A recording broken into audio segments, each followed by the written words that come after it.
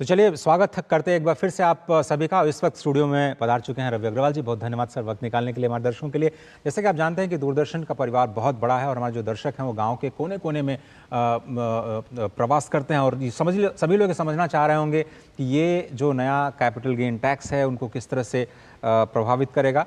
तो बहुत ही आसान भाषा में सबसे पहले तो इसकी ज़रूरत क्या पड़ी, इसके पीछे की मंशा, क्यों बदलने की ज़रूरत पड़ी इस पूरी व्यवस्था को जिसको हम कैपिटल गेन कहते हैं सर। जी तो कैपिटल गेंस का जो पूरा स्ट्रक्चर था, जो कैपिटल गेंस टैक्स का पूरा स्ट्रक्चर था, ये कॉम्प्लिकेटेड था, कॉम्प्लेक्स था और ये आवश्यकता महसूस की गई कि इसको हम सरल बनाएं और स्टैंडर्डाइज फॉर्म में इसको रखें जिसमें कि सभी तरीके के जो एसेट्स हैं उसको हम लोग एक यूनिफॉर्म उसका ट्रीटमेंट करें। तो इस दिशा में कैपिटल गेंस में 3-4 पैरामीटर हैं जो कि मैं यहाँ पर आपको बताना चाहूँगा। एक है होल्डिंग पीरियड, दूसरा है इंडेक्सेशन, तीसरा है टैक्स रेट और चौथा है क्लास ऑफ एसेट। तो क्लास ऑफ एसेट को अगर हम लेके चलें तो या तो फाइनेंशियल एसेट होगा, चाहे शेयर हुआ, यूनिट ऑफ ट्रस्ट हुआ, या नॉन फाइनेंशियल एसेट होगा जैसे प्रॉपर्टी हुई, गोल्ड हुआ या कोई और एसेट हुआ। तो इस पहले क्या था, पहले जो है चाहे वो प्रॉपर्टी ये फाइनेंशियल एसेट था या नॉन फाइनेंशियल एसेट था, सबके अलग अलग तरीके से उसके ट्रीटमेंट थे जिसमें कन्फ्यूजन होता था। इस बजट में इसको जो ये कैटेगरी ऑफ एसेट्स हैं उसको स्टैंडर्डाइज कर दिया गया। फाइनेंशियल एसेट्स का एक ट्रीटमेंट है, उसका जो कैपिटल गेंस का एक ट्रीटमेंट हो गया और जो नॉन फाइनेंशियल एसेट्स हैं उनका ट्रीटमेंट अलग हो गया। तो पहले हम जो है अगर नॉन फाइनेंशियल एसेट्स की बात करें जिसमें प्रॉपर्टी आता है, गोल्ड आता है या और तरीके के एसेट्स आते हैं, उसको पहले अगर हम उसकी चर्चा करें तो उसमें कॉस्ट ऑफ इंडेक्सेशन ये एक इम्पॉर्टेंट फैक्टर था अभी तक, जिसमें कि जिस कॉस्ट पे, जिस दाम पे आपने वो प्रॉपर्टी लिया है, जब लिया है, तो जितने पीरियड आपने होल्ड किया उसको एक इंडेक्सेशन के मल्टीप्लायर से उसको मल्टीप्लाई कर दिया जाता था और वो इंडेक्स्ड कॉस्ट ऑफ एक्विजिशन एक इन्हांस्ड वैल्यू हो जाती थी। जैसे कि अगर आपने 2001 में कोई प्रॉपर्टी लिया और वो अगर 1 लाख की है और अगर आप 2024 में अगर उसको आप देखना चाहते हैं तो कॉस्ट जो इंडेक्स है, इंडेक्स कॉस्ट जो है वो मल्टीप्लाई हो जाएगा 3.5 टाइम्स से। तो यानी जो 1 लाख था वो इंडेक्स कॉस्ट ऑफ एक्विजिशन जो है वो हो जाएगा 3.5 लाख जी।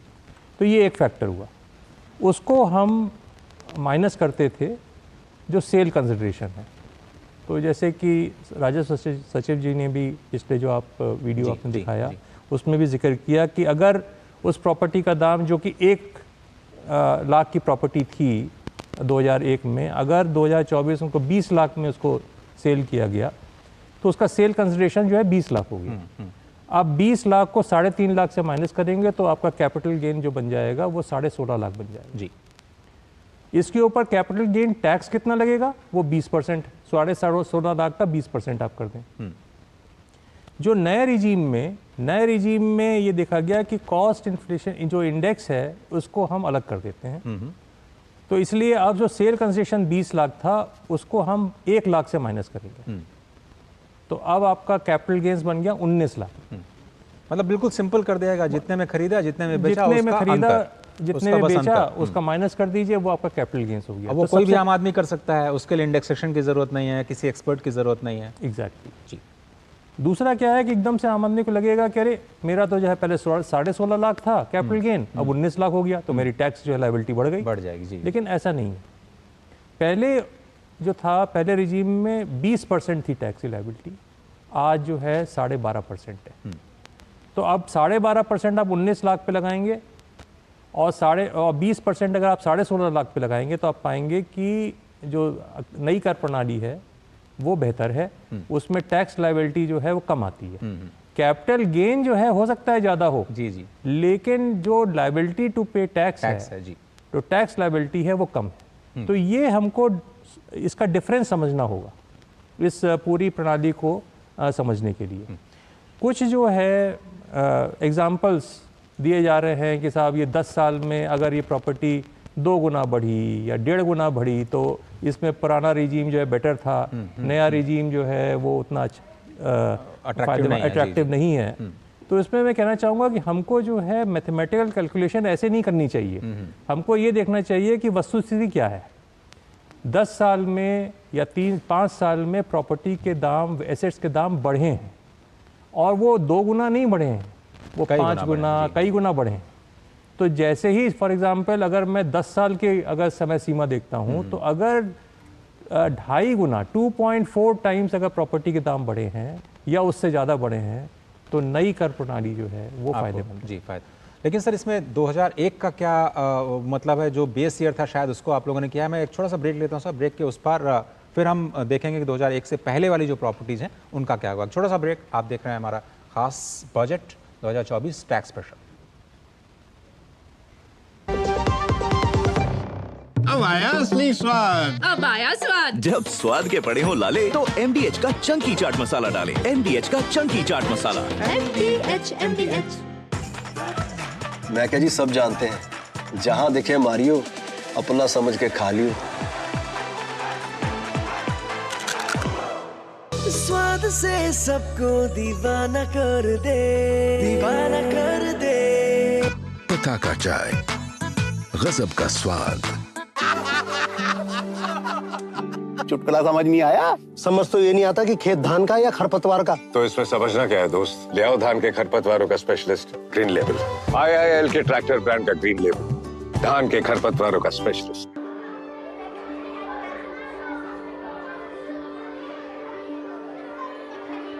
पता है कैसे गुड़िया स्कूल में आती, कैसे गांव गांव में बिजली आती, कैसे महिलाएं सशक्त बनती, कैसे देश की सुरक्षा सुनिश्चित होती, कैसे हाईवे और सड़कें एक दूसरे से जुड़ती हैं, कैसे ये स्वास्थ्य सेवाएं जन जन तक पहुंचती, कैसे चंद्रयान भारत का तिरंगा चांद पर लहराता, कैसे आपदा में कोई जीवन संजोता, कैसे भारत खेलों में अपना नाम रोशन। लेकिन ये अविश्वसनीय चीज संभव कैसे हो? जो इन सब को संभव बनाता है वो भारत का आयकर दाता। तो देश हित के लिए निभाएं अपना कर्तव्य। निर्धारण वर्ष 2024-2025 के लिए देय तिथि 31 जुलाई 2024 से पहले अपना आयकर रिटर्न अवश्य भरें। प्रत्येक आयकर दाता एक राष्ट्र निर्माता। स्वागत है आप सभी का। और रवि अग्रवाल जी हमारे साथ बने हुए हैं, CBDT चेयरमैन। सर बहुत एक बार फिर से स्वागत है आपका। अब ये सवाल उठता है कि 2001 से पहले की जो लेगेसी प्रॉपर्टीज़ हैं बहुत पुरानी, उनके साथ क्या ट्रीटमेंट होगा, उस पर ये नया टैक्स रिजीम किस तरह से काम करेगा? जी, तो जो 2001 से पहले की जो प्रॉपर्टीज़ हैं उसका वैल्यूएशन 2001 के फेयर मार्केट वैल्यू जो भी उस प्रॉपर्टी की है उसको हम बेस बनाएं। और पहले भी व्यवस्था यही थी, उस व्यवस्था को कोई चेंज नहीं किया गया है। तो इसलिए अगर पहले की प्रॉपर्टी, अगर सपोज किसी ने जो है 1990 में कोई प्रॉपर्टी लिया हुआ है, उसको हम 2001 की जो वैल्यू है उस प्रॉपर्टी की, उस पे उसका वैल्यूएशन करा लें। और फिर जो कॉस्ट ऑफ एक्विजिशन है वो जो वैल्यूड प्रॉपर्टी है 2001 के रेट पे, उसको कंसिडर किया जाएगा कैपिटल गेन्स को कैलकुलेट करने में। और उसके बाद जितना जिस रेट पे बेचा जाएगा उसको सिंपली जैसे माइनस करके और 12.5% की रेट से जो नई व्यवस्था है उसके हिसाब से। जी बिल्कुल। अच्छा, और ये पहले भी था, ये अब भी है, इसमें कोई चेंज नहीं किया गया है। तो इसलिए जो भी प्रॉपर्टी पहले की है, लोगों को कुछ संशय है कि जो पहले वाली प्रॉपर्टी है कभी किसी ने जो 90 में लिया होगा या 80 में लिया होगा, उस समय जो कॉस्ट ऑफ एक्विजिशन होगा क्या उसको कंसिडर किया जाएगा? ऐसा बिल्कुल नहीं है। जो भी प्रॉपर्टी 2001 से पहले की हैं उसको 2001 के रेट पे आप देख लें, उसमें मूल्यांकन करा लें उसका, और जो भी वो रेट होगा उसी को ही कॉस्ट ऑफ एक्विजिशन माना जाएगा। लेकिन वो मूल्यांकन करने का आधार क्या होगा सर? वो वैल्यूअर से उसका कराया जा सकता है, वैल्यूएशन कराया जा सकता है। अब जैसे गोल्ड है तो गोल्ड का जो रेट है 2001 का वो देखा जा सकता है। प्रॉपर्टी के कंटेक्स्ट में भी दोनों चीज़ें हैं, लैंड है या उसके अंदर कोई रेजिडेंशियल प्रॉपर्टी है तो उसका वैल्यूएशन कराया जा सकता है। पहले भी कराते थे उसको और इस बार भी कराया जा सकता है। तो सर एक चीज़ ये कह रहे हैं कि अगर एनुअल हर साल आपकी जो कीमतें हैं 9 से 11% से कम अगर बढ़ती हैं तो फिर ये शायद नया जो कैपिटल टैक्स रिजीम है वो करदाताओं के लिए उतना फ़ायदा नहीं देगा, ऐसा है क्या? अगर किसी इलाके में मान लीजिए कम रिटर्न मिला है, कम दाम बढ़े हैं, तो फिर इस नई रिजीम का फ़ायदा नहीं मिलेगा? देखिए, प्रैक्टिकली अगर हम देखें तो 5 साल या 10 साल के अगर समय सीमा के हिसाब से देखें तो प्रॉपर्टी का दाम एवरेज जो है इतना तो बढ़ा है, जैसे 2.5 गुना की जब बात कर रहा था कि 10 साल में 2.5 गुना। हो सकता है किसी साल में कम हो, किसी साल में ज़्यादा हो, वो एक अलग बात है। तो इसलिए हम ये नहीं कह सकते कि हर साल उतने % रेट से बढ़ना चाहिए। लेकिन अगर जो भी बीच में जो होल्डिंग पीरियड है उसमें अगर प्रॉपर्टी के दाम अगर बढ़े हैं और रीजनेबली अगर बढ़े हुए हैं तो भी वो नया रिजीम जो है उसमें बेनिफिशियल होगा। जैसे कि अगर 10 साल में अगर 2.4 टाइम्स अगर प्रॉपर्टी के रेट बढ़े हैं तो नया रिजीम बेटर होगा। इसी तरह से 5 साल में अगर 1.75 टाइम्स अगर प्रॉपर्टी के दाम बढ़े मिनिमम, हाँ, मिनिमम, तो नया रिजीम बेहतर होगा। 15 साल में अगर प्रॉपर्टी के दाम करीब 5 गुना बढ़े हैं तो नया रिजीम बेहतर होगा। और आपकी कैलकुलेशन क्या बताती है कि कितने % इस तरह से लोगों को फ़ायदा हो सकता है अगर इस कैलकुलेशन के हिसाब से चले तो? देखिए, ये डिपेंड करता है कि कहाँ पर प्रॉपर्टी है और प्रॉपर्टी का नेचर क्या है। और तो ये एक कहा नहीं जा सकता कि भाई इतने % होगा, बट जो जिस तरह से प्रॉपर्टी के दाम बढ़े हैं, ख़ासतौर से रियल एस्टेट के दाम अगर बढ़े हैं, तो मेरा विश्वास ये है कि मैं उसको कोई % नहीं देना चाहूँगा, ठीक, बट ये ज़रूर कहूँगा कि मोस्टली लोगों को इसमें फ़ायदा होगा। और ये कहानी सिर्फ रियल एस्टेट सेक्टर की है सर, या कोई दूसरे एसेट क्लास के लिए भी ये कहानी लागू होगी, जो अभी हम लोगों ने कैलकुलेशन करके अब दर्शकों को साझा किया उनके साथ? जितने भी नॉन फाइनेंशियल सेक्टर्स एसेट्स हैं उन सब के लिए ये लागू होगी। मैं एक टिपिकली गोल्ड का एग्जांपल देता हूँ। जी जी बिल्कुल। गोल्ड जो है 2001 में, सन 2001 में 10 ग्राम करीब 4400 का था। आज की तारीख में वो 2001 से करीब 17-18 गुना वो बढ़ गया है। तो जैसे मैंने आपको एग्जांपल दिया कि अगर हम 24 साल में देखें तो 7-7.5 गुना अगर कोई भी एप्रिसिएशन हुआ है तो फ़ायदा होगा। तो इसी तरह से अगर हम देखें कि गोल्ड का अगर 18-19 टाइम्स अगर हुआ है, उसमें वृद्धि हुई है, तो फ़ायदा होगा। चलिए सर, वक्त मेरे पास इतना ही है। चलते चलते ये समझना चाहेंगे कि आगे की दिशा क्या है आयकर की पूरी व्यवस्था को लेकर के, और जो समीक्षा वाली बात कही जा रही है, बजट में भी इसका प्रस्ताव किया गया है, हम किस दिशा में जा रहे हैं? देखिए, सबसे पहले तो इस बजट में और इससे पहले वाले बजट में भी जो नए आयकर प्रणाली है उसके ऊपर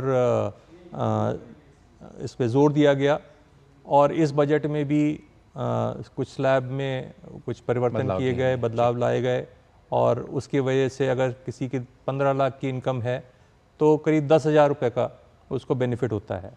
नई कर प्रणाली में कोई अगर सैलरीड क्लास है तो उसमें स्टैंडर्ड डिडक्शन में भी 25,000 का उसमें बेनिफिट दिया है। इसी तरह से NPS स्कीम को अगर कोई ऑप्ट करता है, या जो जिसमें जैसे प्राइवेट सेक्टर में जो लोग हैं जो सैलरी क्लास है, उसमें भी पहले 10% का उसको डिडक्शन मिलता था, अब 14% का मिलेगा। तो वो भी नई रिजीम में कोई अगर है तो उसमें उसका बेनिफिट है। तो सरकार जो है लोगों को प्रोत्साहित कर रही है कि नई रिजीम में वो आएँ, और वो सिंपल रिजीम है, उसमें कोई डिडक्शन की कोई ज़रूरत नहीं है, वो पूरा रिकॉर्ड रखने की कोई ज़रूरत नहीं है।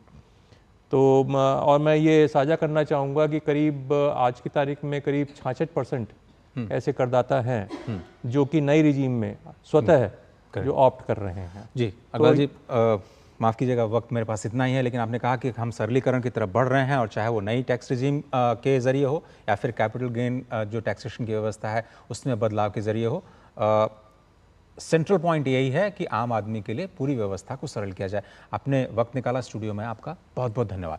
फिलहाल इस खास कार्यक्रम में सिर्फ इतना ही। पूरी टीम को दीजिए इजाज़त। नमस्कार।